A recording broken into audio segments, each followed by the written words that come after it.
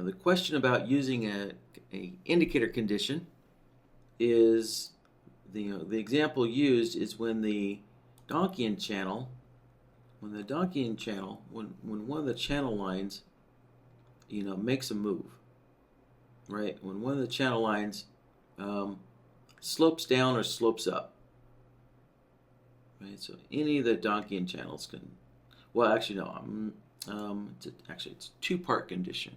So it's whenever price moves the Donchian channel, right? So price has to go in and push that Donchian channel either down or up, right? So for example, since price is not up at the top of the Donchian channel, then if the top line moves, I don't think that's not a part of the condition, right? So that would be a part of the condition right there. And then over here, price is pushing the top of the Donchian channel, right? So that would be, that would be a condition there, right? And so when price is pushing the channel, up or down, that condition is what's wanting to be used to block some other signals, to block some other logic there. So, right. So I think that's a pretty good setup. Let's get BloodHound open.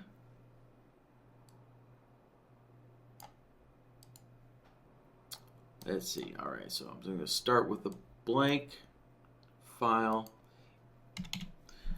13th.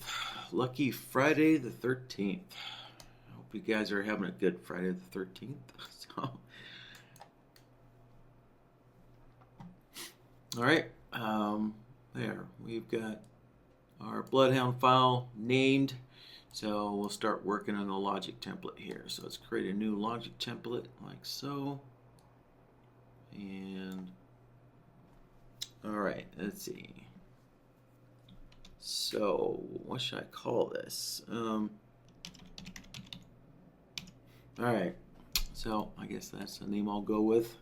So first thing I need to do is just kind of make up some signals that I'm trying to block here. So I always usually just do something really simple. I will just take this inflection solver and we'll just we'll see whenever price changes direction. So I'm going to set the type here, the input type, to price, right? And we can see on my chart I get a bunch of signals. Right? So that inflection solver just generates a bunch of signals. So these will be the signals that I want to block whenever this Donchian channel is being pushed up or being pushed down by price, right? So here we go. Okay, so here's the signals I'll block. All right, so now let's kind of get into the nuts and bolts of what's making up this condition here. So we can see that basically price is touching the channel, right? So whenever price comes up and touches the channel, that's actually what's moving the channel. And also we can see that there's a slope in the channel. So for a while, the channel will just stay flat. The channel might collapse in on itself. The channel might consolidate, and then we can see it's going flat again, and now the channel is angling up. So when the channel angles, that's one of the conditions, and then price has to be touching the channel at the same time. So to look at when the channel is angling, that's basically a slope. That would be a slope of the channel. So I'm going to use the indicator slope solver. I'm just going to abbreviate the name here. So whenever the Donchian channel has a slope, that's one of the conditions. So, all right, let's change our indicator from SMA to that Donchian channel. There we go. All right, and let's see here. Let's see. This Donchian channel has a 14 period by default. Well, all right, we'll just change it to 60. That's what's on my chart. And let's see. All right. So now we need to figure out what plot do we want to select. And so let's see. Whenever the upper channel is going to be sloping up, that will generate a long signal, and whenever the lower channel gets pushed down, we'll generate a short signal. Let's see what that looks like so far. All right, so there we go. All right, so whenever the Donchian channel gets pushed down, right, it's generating some short signals. So, and if we scroll back a ways, here we go. So now, whenever the Donchian channel gets pushed up, right, it's going to generate a long signal. Now, remember, this is a condition that we want to use to block signals. So ultimately, we don't actually want long or short signals. So what we're going to want is actually long and short at the same time, right? Because we're not using this to generate trace signals. We're using this as a blocking mechanism. And so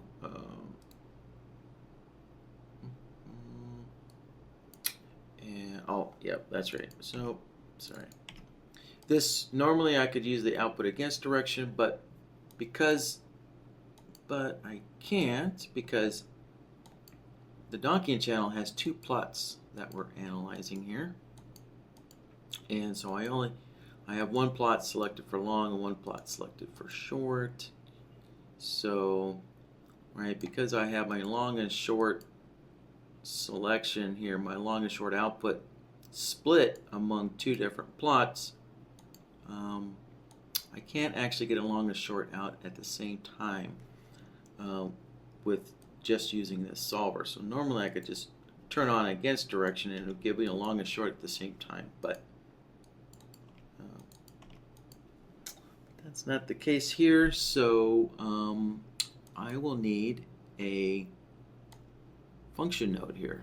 I'm going to grab this long short modifier, plug that in there,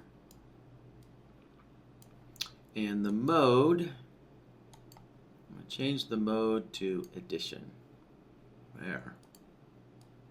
Alright, and let me change the name here. So I always like to rename the long short modifier to whatever the mode is. So alright, so now if we look at the chart, we can see down here BloodHound's giving me a long and a short. Right? So basically this is just saying that this condition has been met. This, the Donchian channel has been moved by price, so our condition has been met, and that condition does not apply to long only or short only. It actually applies to both. To any signal, any kind of signal that comes along, it applies to both, right? And so I have my trace signals, and so typically, when you're building a system, usually you take all your indicator conditions that you're looking for, and you just plug them into an AND node. That's the most common case here, right? And usually you get your results. But here, if you look, I'm only getting signals here during the condition that we actually want to block. So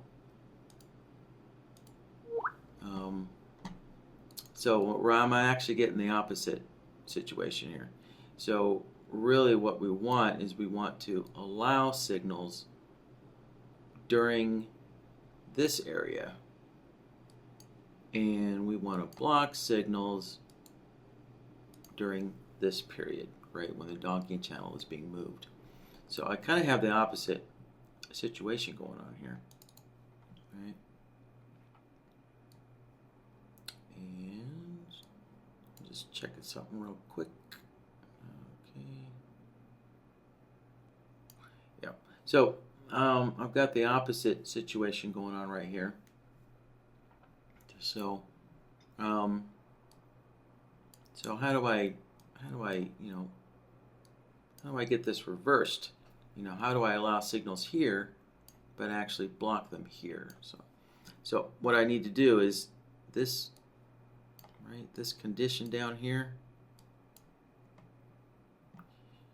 right? So I'm identifying. So right now I'm identifying when we want to block signals, right? I'm getting an output when we want to block signals. So what I need to do is I need to reverse the BloodHound's output, or actually not reverse, I need to invert. That would be the correct way to do that. That would be the correct term, is to invert. So I'm going to use the invert solver. There.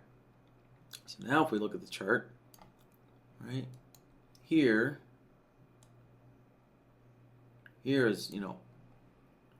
all the bars that we can now get a signal on, right? So whenever BloodHound has an output, that is when a signal will be allowed to happen. So let's reconnect this AND node up. So we're going to take that and plug it into the AND node. And now let's take a look. All right. So now we have the signals blocked here. And you'll see there are a couple of signals that sneak in there. And that's because, well, the Donchian channel went flat. So that's been met. So that is correct. Because right there we have a bar where the Donchian channel is flat. See, right there it went flat. Right there it went flat for a bar. And right there it went flat for a bar. So it just so happens, right, that we happen to get a long signal during this flat, right, this 1 bar flat area of the Donchian channel. So that's why, right, so because the Donchian channel went flat, that's why we'll get a signal poking through here a couple of times like this. So, and if we take a look over here, so again, one of the signals does get through because the Donchian channel went flat for 1 bar. So, and let's take a look here. Yeah, I guess the best spot to look at is back here. So, yeah. So, anyways, really, this is the key to this condition here, right? So we took a solver, a slope solver, and we used the slope solver to find when the Donchian channel is no longer flat, and then we used a long-short modifier, and we used addition mode, right? And a long-short modifier just basically gave us a long and short output at the same time. So it's just marking the areas. So, right, it's marking the areas when the Donchian channel is being pushed by price. And then we had to invert it so that this, we had to invert it to, invert our output here. So now, whenever the Donchian channel is flat, that now becomes our filter that allows trade signals through. Okay, so that takes care of that question. So now the second question involves the signal extender, but it also uses the Donchian channel here. So let's do the same thing. So I can kind of use my same setup here. So what I'm going to do is I'm actually going to make a copy of this logic template here, and let's rename this. Let's see here. All right, so we're using the Donchian channel slope to reset the signal extender. Let's see. Well, hopefully this will work. So I'm not sure my little solver here that kind of gives me some signals to work with. I'm not sure if this is going to work, but we'll see. I'll just play with it. So let's take our signals and we'll plug it into the signal extender. Well, okay. So if we look at the chart, so this is what the signal extender is producing. It's just producing a lot of signals here in both directions, right? And that's to be expected because, right? If we look at our price inflection solver, right? It's just generating signals constantly, all the time, constantly. So if we extend those signals for 5 bars, right, then it's basically we just get non-stop signals here because every signal is getting extended for 5 bars. All right, so that's what the signal extender is doing. I guess I could knock it down maybe to 3 bars, and it gives us a few more breaks in there, but actually I think let me put it back to 5 because that'll illustrate my point better.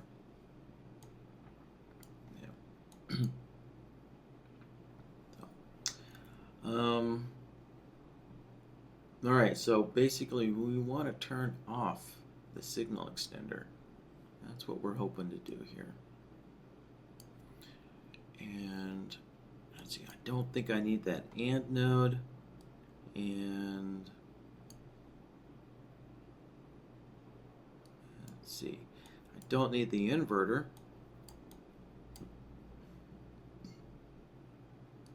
So again, just kind of restate what the question is whenever the Donchian channel gets pushed by price, we want to use that condition of the Donchian channel, right, being pushed by price. That is the condition that turns off the signal extender. So I've got that right here. This is the condition, right? So we can see we have a long and short output whenever the Donchian channel gets pushed by price. And so I can take my signal extender and I can connect this to the reset. Right? So let's zoom in there. All right, so I'm taking my Donchian channel condition, right, the signals from that, or the output from it. It's not really a signal, it's more of an output. Right, and I'm just connected into the reset. And if we take a look at all the reset options, we can see by default the reset signal is the only one set to true. So I didn't have to change any of these reset settings here. I just used the default settings there. Okay. So So I didn't have to change anything about the signal extender. I just needed to take my Donchian Channel condition, take the output from that, and just connect it to the reset. That's all I needed to do. And let's take a look at the chart here. So we can see, let's take a look back here, right? So the signal extender is, it's taking all these, crazy signals in here, and it's extending them forward for 5 bars until we get the Donchian channel being pushed by price, and then that signal extender just turns off, right? It turns off, until we get a little flat period. So again, keep in mind that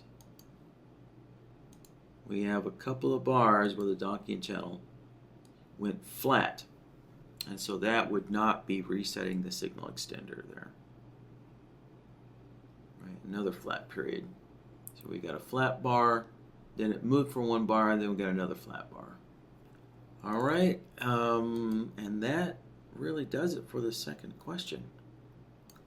So the second one was even easier. Okay, so the question I'm addressing is from Mark, and it is regarding the differences between setup mode and real-time mode. So if you, when you're watching the BloodHound interface video, it talks about setup mode and real-time mode. Now, when this video was made, it was made with, like, 4 years ago or so. Setup mode was a little more predominant, but as we've been updating BloodHound, there's a lot more that you can do in real-time mode now. So setup mode doesn't have quite the importance that it used to have. Right? So the question is, how do we get from setup mode to real-time mode? So that's the question here. So, I'm just kind of explaining that, right, when you put BloodHound in your list of indicators, if you open up BloodHound from here, this is considered setup mode, right? I can open up BloodHound. I can do, all kinds of stuff in here. I can go in here and do whatever I want. I can build a system. I can connect things up. However, you can see that that my chart is not updating, and that's because I'm in setup mode, not real-time mode. This is setup mode. So so really, let me delete this first. So setup mode, really, the only real practical thing that you do in setup mode is you go to your file and you load your BloodHound template from here. That's really the only practical application that setup mode has now. But once you get really good with BloodHound, as you can see, you can just go in here and just start building stuff, even though you won't get any feedback on the chart, but you can still go and build stuff, and then click OK, right? And you're back to the indicator window, and then when you click OK again here, then you'll see the results of your BloodHound logic right there. So, all right. So again, just to summarize, if you open up BloodHound's interface from the indicator window, that is setup mode, right? So as soon as you put BloodHound on your chart, and when you're using the BloodHound button on the top of your chart, this is real-time mode, right? This is real-time mode. So now, if I go and do stuff, you can see my chart is now updating, right? So now there's no output because I have nothing connected to my result node because I just made a new template here, right? So the short answer is real-time mode BloodHound real-time mode is clicking the button, using the button on the top of your chart. That's real-time mode. If you open up BloodHound from the indicator window, that would be setup mode. Alright, so Mark's kind of asking, how does the real-time mode button work? So you can see basically the button is going to toggle BloodHound's interface open and closed. So right now BloodHound's open. If I click the button again, right, it just closed the interface, right? It just closed it. If I click the button again, it's going to open it. And if I click the button again, it closes it, right? So the button just toggles the interface on and off is what it's doing, right? So, but also you could use the you could use the close button right there too. So keep in mind, whenever the interface closes, that automatically saves your information, right? So anything that you've done gets saved automatically whenever the interface gets closed, right? It doesn't matter what closes the interface, but if anything forces the interface to close, that saves your information automatically. So, like for example, if you refresh your chart, if you reload your chart like that, right? That's going to force BloodHound closed, and as a safety protection mechanism, when the interface is forced to close, BloodHound saves your system to the file. It saves it back to the file. So, okay, so I hope that answers it for you, Mark. And Kenneth is asking, how do you get the button up there? You just put BloodHound on your chart. That's all you have to do. So, so let's go into our indicator window, right? And so if I remove BloodHound, and let me apply it, right? So I remove BloodHound from my chart, and we can see the button is gone. And so now, as soon as I add BloodHound to my chart again, so there it is. Let me hit apply, and we can see BloodHound's on the chart there. BloodHound's right there at the bottom, and we have the button there up on top. Right. So that button's going to say empty template because it's empty, right? There's nothing, there's no system loaded into BloodHound right now. It's empty. So what I'm going to do is I'm going to go ahead and load today's workshop file again. So use the button there, go to File, and there's today's workshop file that we're creating. All right, click OK, and then click OK again, and now you can see the name on the button changes now to the name of the file. So sounds like what Kenneth would like is he's going to use BloodHound, I think, for just to get some excuse me, just to get some simple kind of feedback using a moving average on his chart. So he would like to see if price is above or below a moving average, and we'll just BloodHound will give him a simple green or red kind of racing stripe feedback on that. So all right, so let's set this up here. So let me clear my chart. There we go. And let's put an EMA on our chart. So we'll take an EMA, and let's see, my EMA is defaulting to a 20 period, so I'll just use the 20 period. All right, so there we go. The red line is our EMA. Let's get BloodHound open. All right, let's go to our logic tab.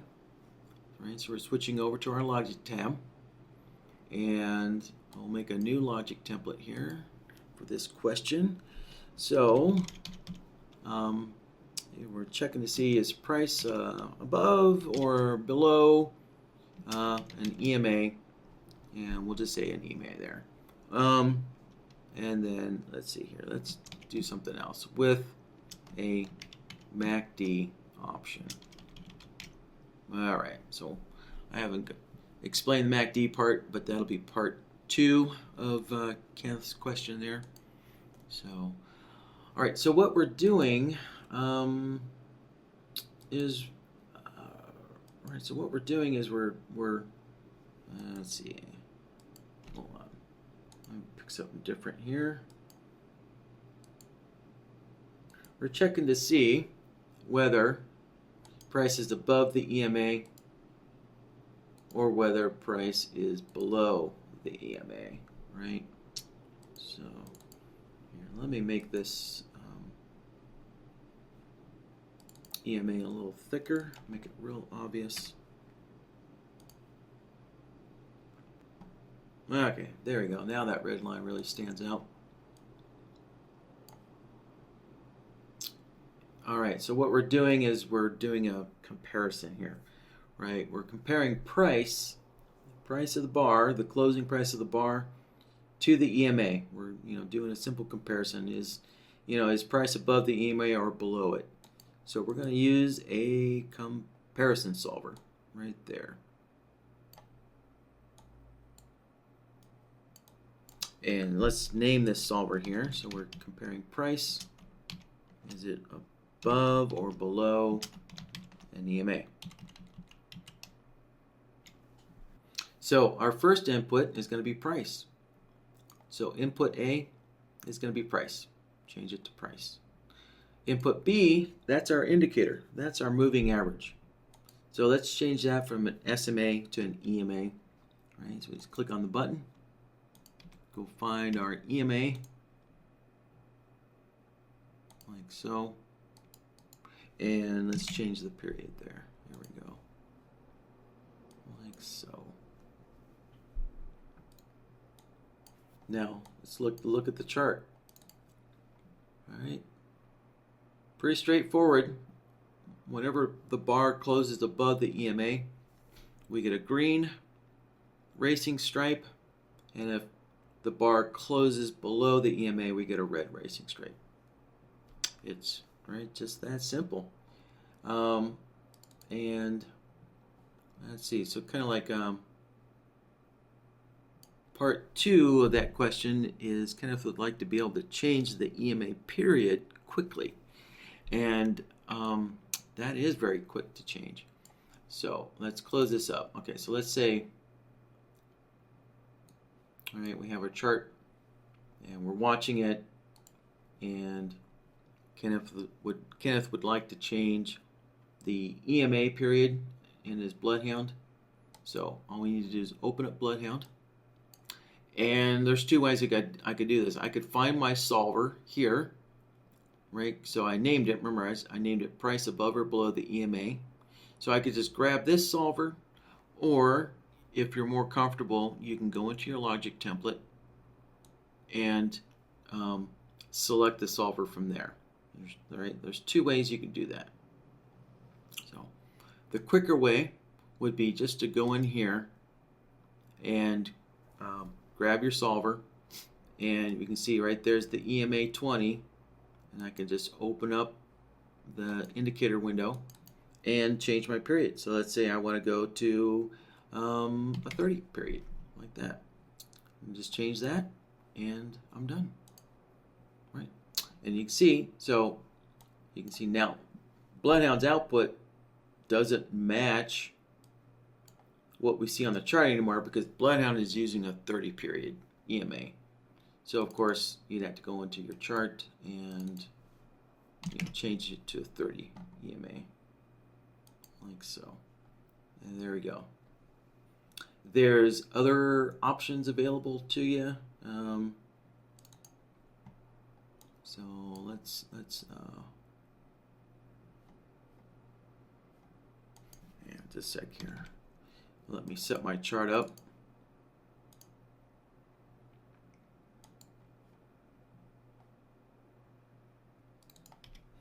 All right, so I've got 3 EMAs on here. So let's say you've got 3 EMAs, and you want to be able to change between those 3 EMAs pretty quickly here. There's another way we could do this. So what I will do is I'm going to make 3 copies of this solver here. All right. And so this first solver, I'm going to actually label it as a 20 EMA. And let's go change the EMA there. Let's go change it to a 20 period. Like so. Right, there we go. We can see it's now a 20 period. So let me grab this other solver down here, this copy, and let's make that the 30 period. So we can already see the indicator is a 30 period. That EMA is a 30 period. Now the last solver down here, this one, let's make that the EMA 55. And so I will need to go in and change the period there to 55. So now I have 3 comparison solvers with different EMA periods. So let me make a new logic template here, and we'll just call this the EMA 20. I'll just use a short name there. And so I'm going to go to my solver nodes, and I'm going to go to existing solver nodes. Right, and I can see the 20 EMA, the 30 EMA, and the 55 EMA there. So since I named this logic template as my 20 period, I'll select the solver that I created with an EMA 20 period and plug that in just like that. Right, easy enough. So now if I look at the chart, let's see the dotted one, the dotted one is the 20 period. The solid line, the solid red line is the 30 period, and the dashed red line is our 55 period. So there's our 20 period. Now I'll make another new logic template here, and let's name this our EMA 30. And now let's go put that solver with the 30 period EMA on there. So there it is, EMA 30. All right, so this solver is our price above or below the 30 period EMA. That one's done. Let's make one more logic template here, and I'm sure you guessed it by now, we're going to make the EMA 55 period. So let's go grab that solver with the EMA 55 in it. There it is, connect it up. Alright, let's close this out. So there's our chart. So right now, if you look at the pull down menu, now I can quickly change between whatever EMA period I want.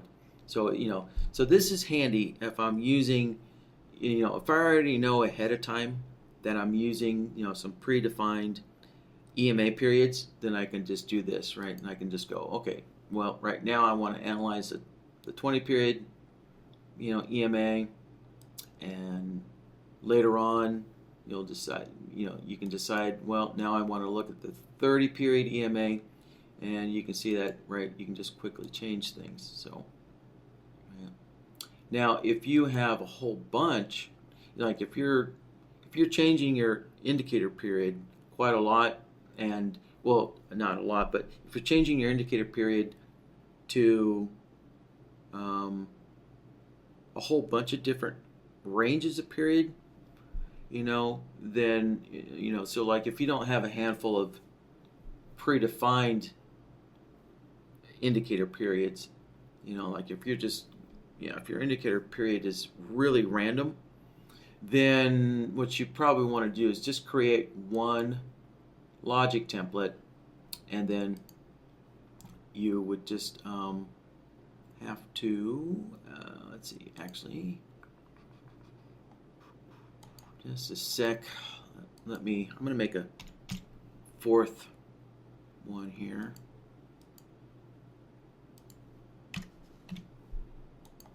All right.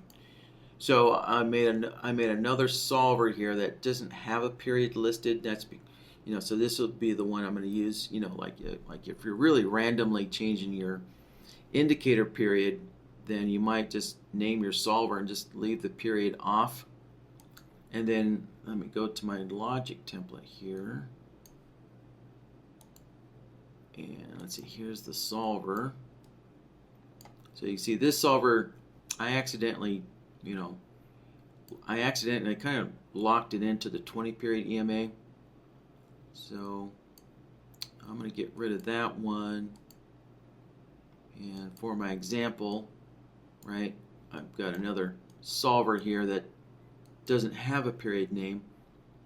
And so if I'm really randomly changing, my indicator period, then what I'll have to do is I'll just have to go into the solver and I can just change the period right there on the fly and then close it out and I'm good. And so now I'm looking at an EMA 25 period on the chart. And if I want, I can just go in here, select my solver, and then quickly change my period. So if I want to go to a 99 period, right, bingo, I'm done. And now BloodHound's looking at a 99 period EMA. So there's a couple of ways to approach that. It all depends on all depends on the details of things. So all right, with that, let me take a look at the board. Looks like there's some questions or maybe comments coming in here. Let's see. All right, so Kenneth is asking, can I make this a price above instead of a close above or below?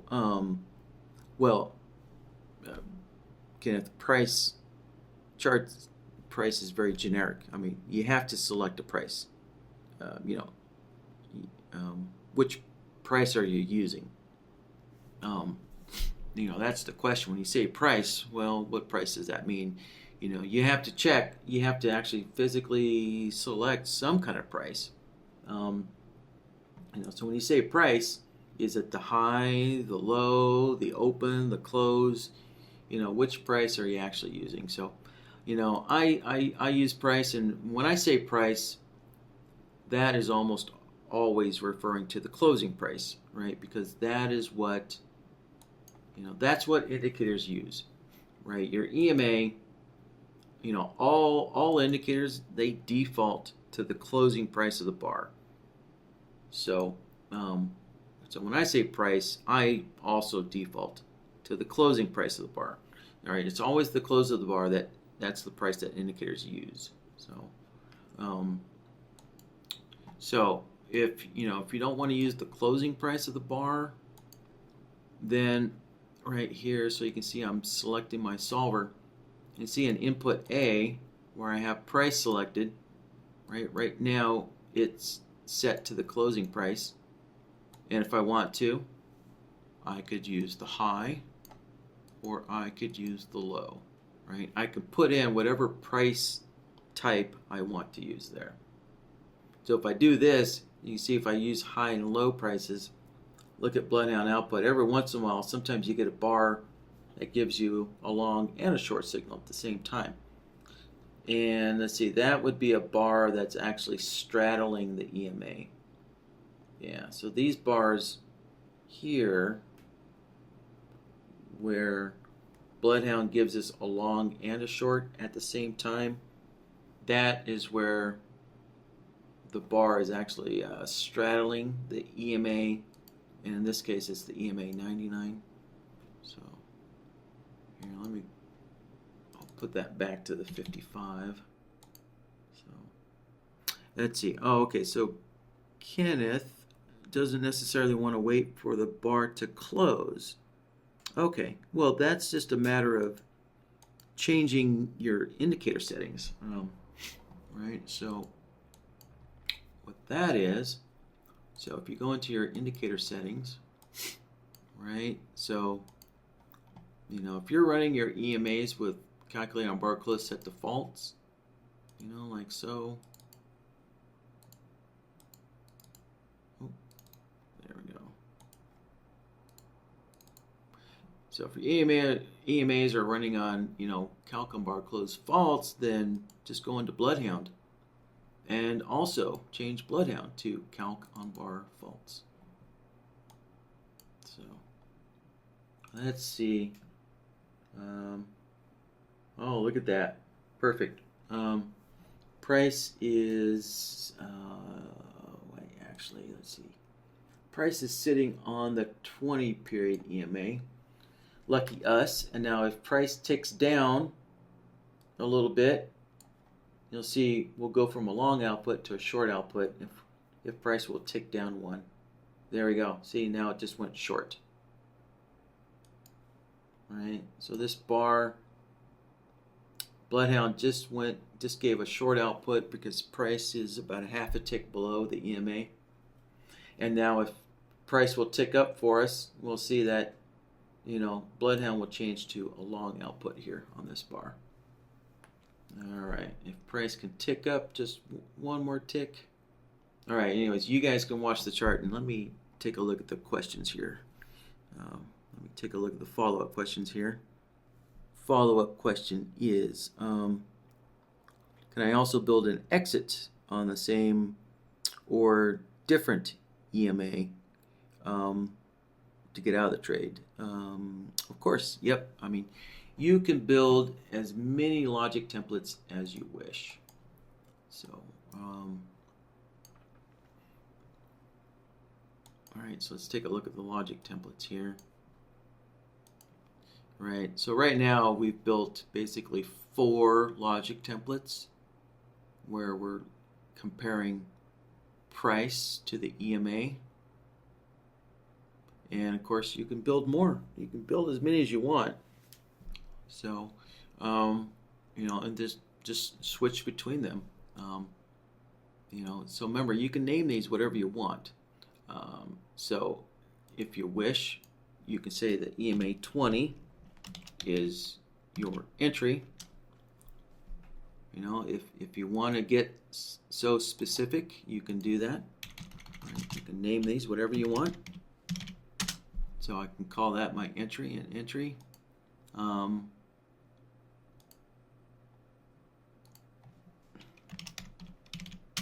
we go.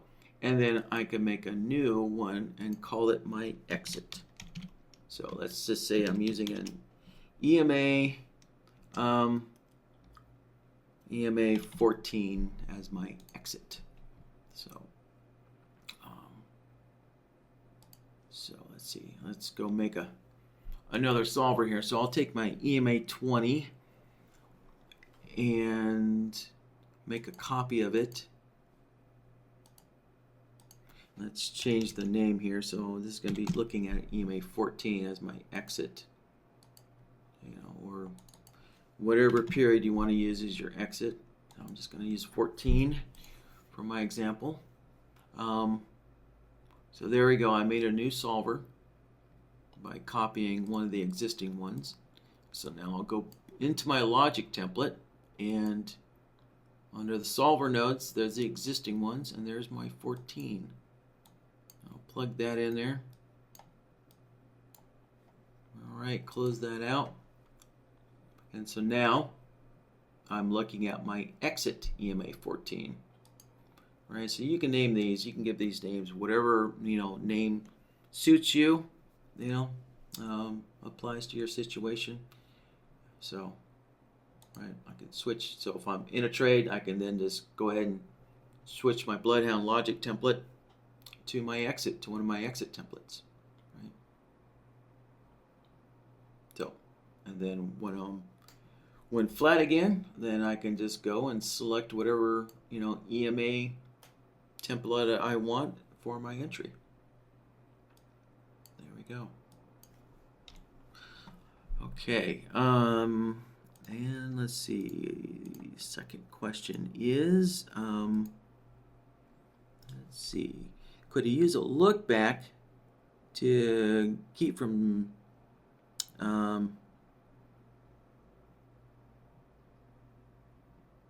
let's see, could use the look back to keep from just, I guess, yeah, to keep the trade signals a little clear from, you know, switching back and forth a lot. So yes, absolutely. Yep. So if you wanted to, so the question is, right? So you see, actually, look at this. Price is doing it right now. So price is switching back and forth from long to short as price is ticking up and down on this EMA.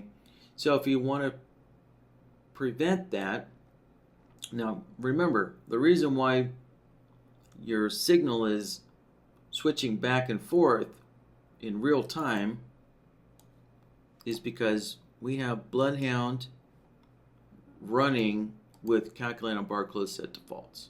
That's why that's happening. So if we switch it back to true, that's not going to happen anymore, right? So this bar, BloodHound will not give you an output on this bar anymore here.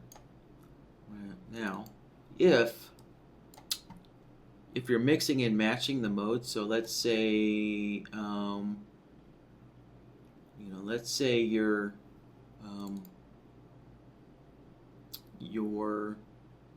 entering with COBC true, but you want to exit with this calculate on bar close set to false, right? So so you could be using kind of both modes, and so we'll put BloodHound, you know, to COBC false so we can get a real-time result. But let's say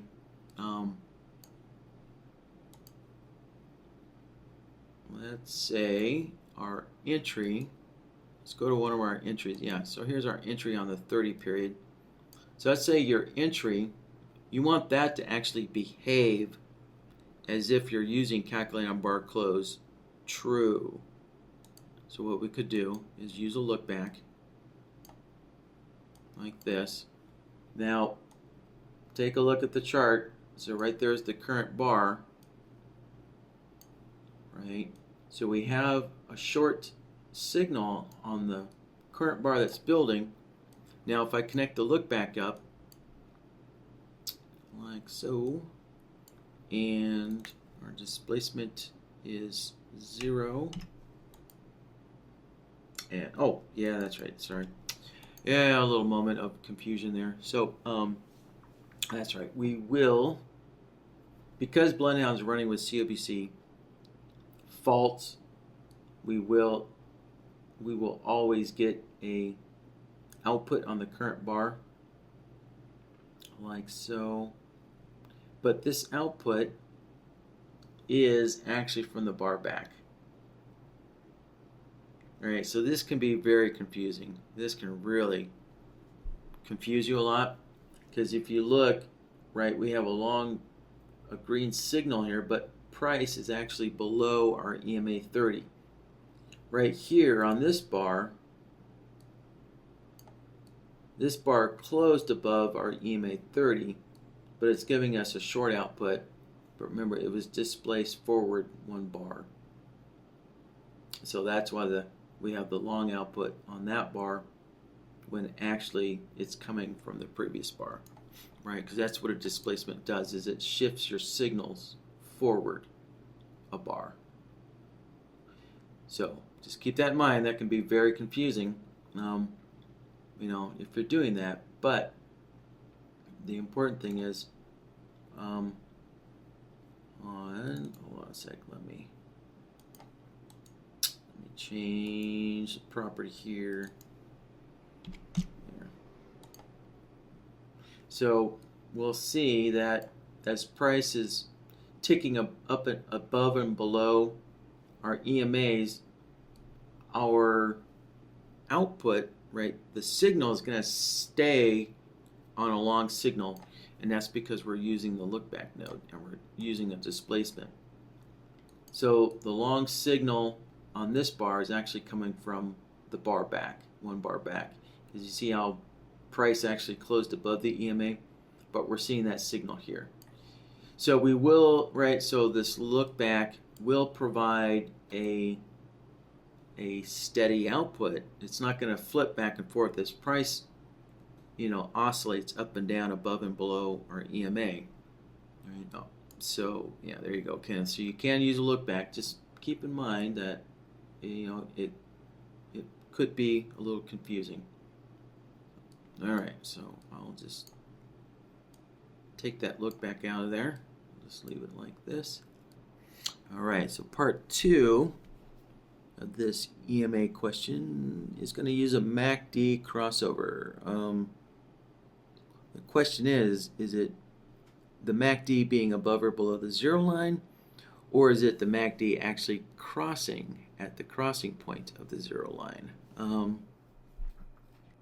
Alright, so it's the MACD cross of the slow EMA. Okay, so you're looking at the histogram, sounds like. Alright, let's get the MACD on our chart. So we want to know when the histogram is above or below the 0 line. So let's turn that on. Okay, there's our MACD. So so the purple bars, that's the histogram right there. And so let's make a solver for that. So first let me select the logic template here. So let's use the first one I made here. Price above or below the EMA with the MACD option. There we go. All right. So again, let's see. We could do this 2 ways. We could use a comparison, or we could use a threshold solver. I'd say really the proper way would be the threshold solver. That would be the proper solver, but we could use a comparison solver if we wanted to. But I'll show it with the threshold. And so our threshold level is the 0 line. Is our MACD histogram above the 0 line or below the 0 line? So 0 is our threshold. And so let's go and select our MACD. And I'll just use our default settings here for the MACD. And let's make sure the correct plot is selected. So there we go. Let's use the histogram, or the difference. Like so. So our threshold is 0 for the 0 line. And now we need to set our outputs. So if I take it, if the histogram is below it, if the histogram is above the 0 line, we want a long output. If it's below the 0 line, we want a short output, like so. Let's see, the output I'm getting doesn't look right. Oh, that's okay, sorry. I set up my plots incorrect there. Sorry about that. Okay, I wanted to turn the diff plot on. That's the histogram. Yeah, I thought that looked a little funny when I first put the MACD on the chart. There we go. So yeah, so when we look at this, so here we go. The histogram is below the 0 line, so we're getting a short output. And here the histogram is above the 0 line, and we're getting a long output. So now let's combine that with our EMA. So we need a AND node. We're going to combine these two together with a AND node, like so.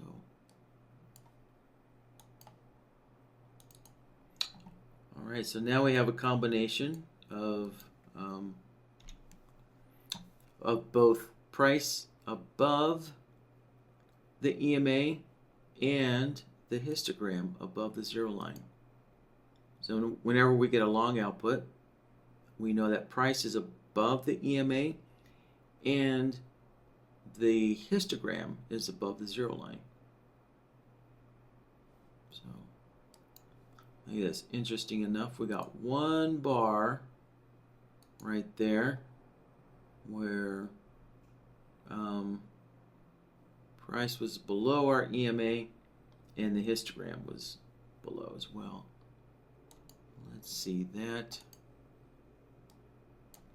We're looking at the EMA 55. Yep. And oh, yeah, there we go. Well, remember, I changed my price types on there, so remember that. So let me go and, for the purpose of this, let's go set our price back to the closing price of the bar. There we go.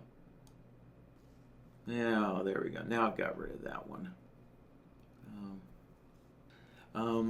Yeah, so there we go. That combines the two. And again, if you want, you can make a whole bunch of logic templates. You know, some of the logic templates with only the EMA, and then some of the logic templates with the EMA and the MACD. You know, or if you want, you could just disconnect your MACD. Right, so let's name this here before I get going too far. So there you go, MACD histogram. You know, with a 0 line threshold. So there we go. Now we got a name for this. Right. Okay. So right now we're only looking at price above or below our EMA, and in this case it's our EMA 55. And if I want to add a MACD filter in, I can just connect it up like that, and done. So I can. That's one way I can do it. You know, or I can go and make a bunch of new solvers. You know, some with the MACD and some without the MACD. Let's see. All right, Gary's asking, what is E and A in the output for the threshold solver? Okay. Yeah. Let's see. Good question there. So let's take. Okay. So here's our solver. It's connected up here. All right. So right. So you see that under our threshold section here, right? We have basically 5 different threshold levels that we can plug in here. Right, we have the option to put 5 different levels in here. So if I wanted to, let's see, what's our MACD at? Let's see, if I wanted to, you know, I could create threshold levels. I could put 0.05 in there, you know, 0.02 in there, 0, and then I could put negative 0.02, and then negative 0.05, right? So basically you have 5 threshold levels, and so therefore you, on the outputs, right, you can set an output for each of these threshold levels as well. So if you really this gets into using the fuzzy logic. So if I wanted to, I could do an output like that. Like so, right? So if you look at BloodHound there, right? You see my BloodHound output. It kind of, you know, right? It's giving me a variable output here. It's giving me a fuzzy logic output, and so that's why there's A through E on the outputs there. There's A through E on the outputs so that you can match your output with whatever threshold value that you're looking for here. So, right. However, in our case, we're just looking to see if the MACD is above or below the 0 line. So we'll just leave them all at 0, like so.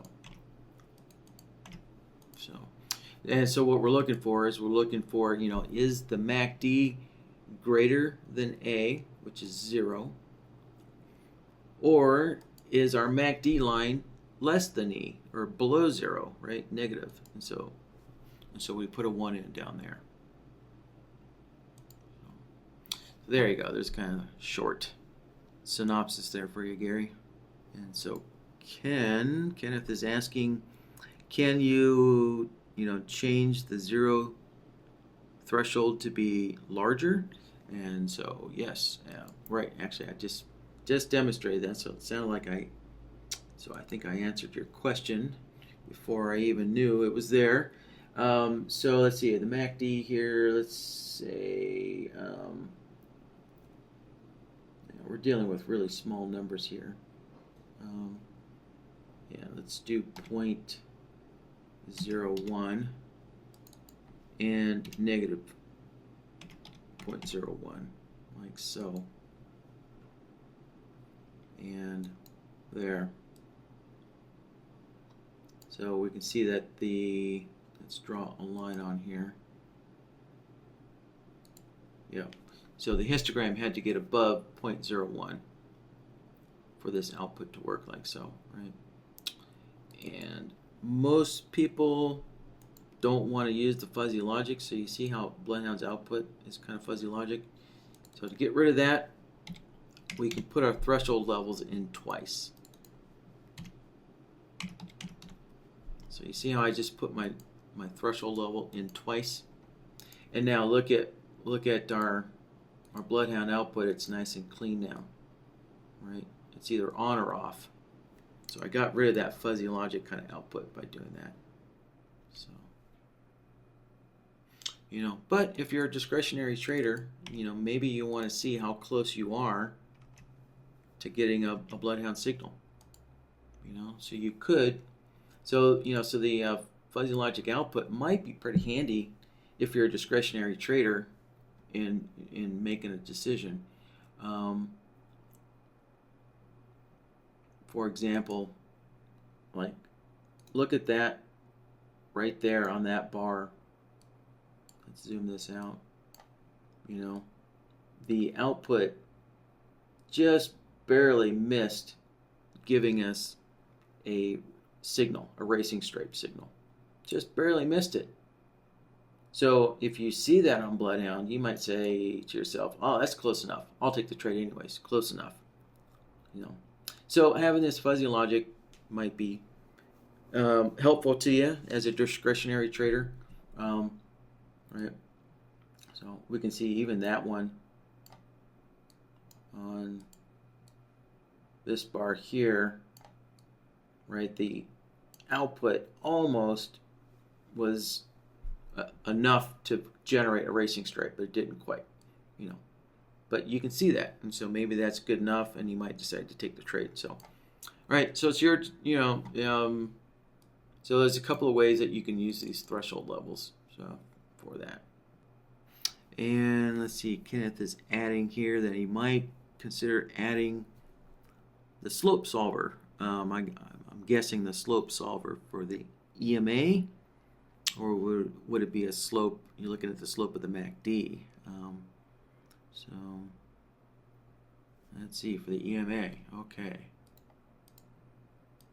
Yeah. So if you wanted to, well, we could just also include a slope solver there. Let's connect that up. Let's see here. I'm dealing with an EMA 55. So, all right. So an EMA 55 slope. So let's go change our indicator. There we go. Our EMA. Change it to 55 period. And so now, now I can mix and match. I can do whatever I want on the fly. So if we take a look at our chart, it doesn't happen too often, but there we go. There's a bar with no racing stripe right there. So it must be our EMA sloping down, but price is above, or I don't know, vice versa. Vice versa. Let's see here. It looks like the EMA and price being above or below it lines up pretty darn good. It's kind of surprising to see that. Okay, no, everything's working fine. Wow. Yeah, it's just interesting that price being above and below the EMA 55 also lines up with the slope of the EMA. Pretty surprising, but it does. All right, so anyways, so, you know, again, multiple ways you can set this up. You can just kind of create one template and then go in here and just, you know, connect up, pick and choose what, you know, what conditions you want to, you know, you want to be factored in. All right, you can just modify all this stuff on the fly, stuff like that, you know, or you can go and create a bunch of different logic templates with all the different, you know, conditions, you know, set up, or conditions connected together and everything. So, and see, Ken is asking, can you use the slope solver on the MACD? Absolutely. You can use a slope solver on pretty much anything. Right, so, right, you can add another slope solver to your arsenal, and right, so if we're looking at the MACD line, just go in there and let's see, grab our MACD indicator. So I'm just going to leave it with the default settings. And so there we go. Our MACD line is already selected for us. Right. If you're wanting to look at the histogram line, then you'll need to come down and select the histogram. So, but I'll leave it on the MACD. Right. And there we go. So now we're looking to see, is the MACD line sloping up, or is the MACD line sloping down? So there you go. So we can take that in. Connect up the MACD. There we go. Right.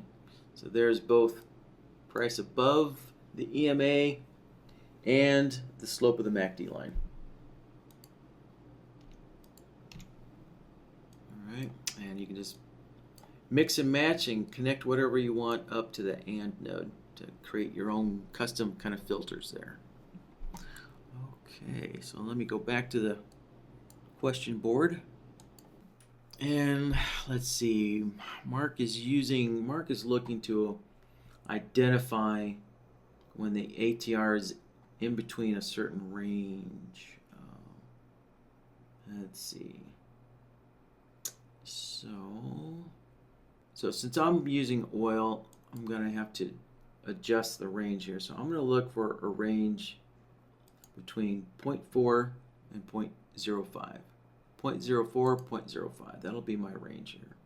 So there we go. So Mark's looking to identify when the ATR is in between a certain range here. Okay, let's get BloodHound open and switch over to our logic tab, and let's make a new logic template. And okay, so we're going to identify an ATR range. So let's throw a threshold solver on here. Okay, let's give this a name. All right, we're using ATR 14. I'll leave the period off. So let's see, we're looking for a range of 0.04 to 0.05. All right, so let's put our values in here.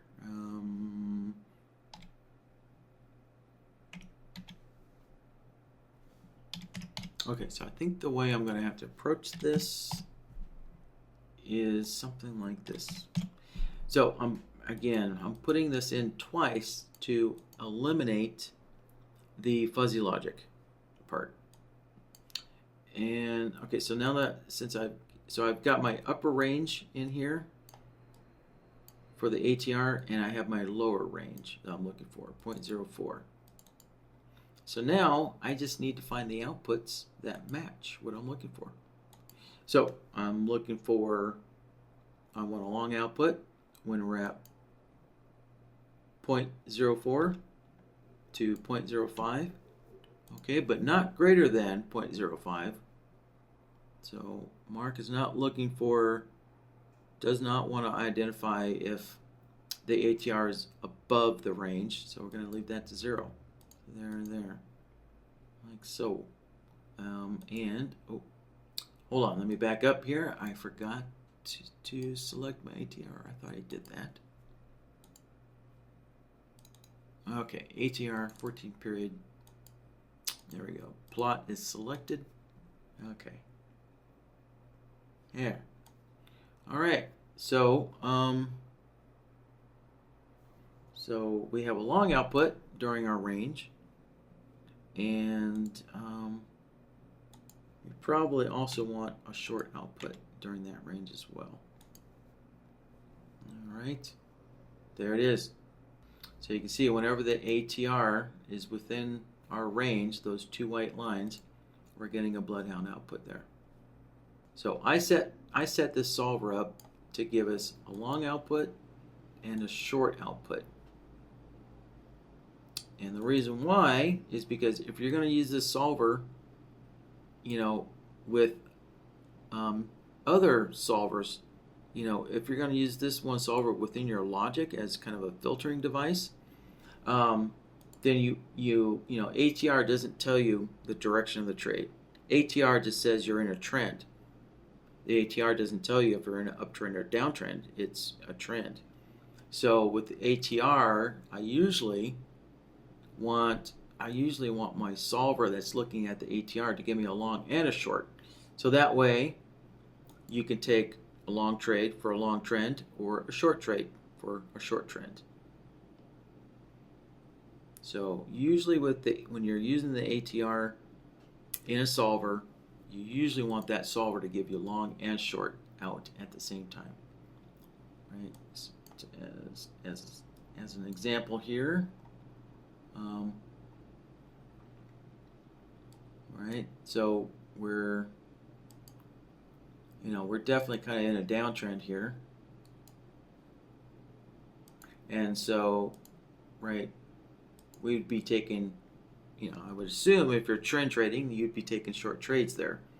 So that's why we want the solver to give us a short output. So that would allow short signals to pass through. Right, and then over here we kind of turn into a long trend. So therefore you might be, taking long trades there, and we have a long output from that solver. So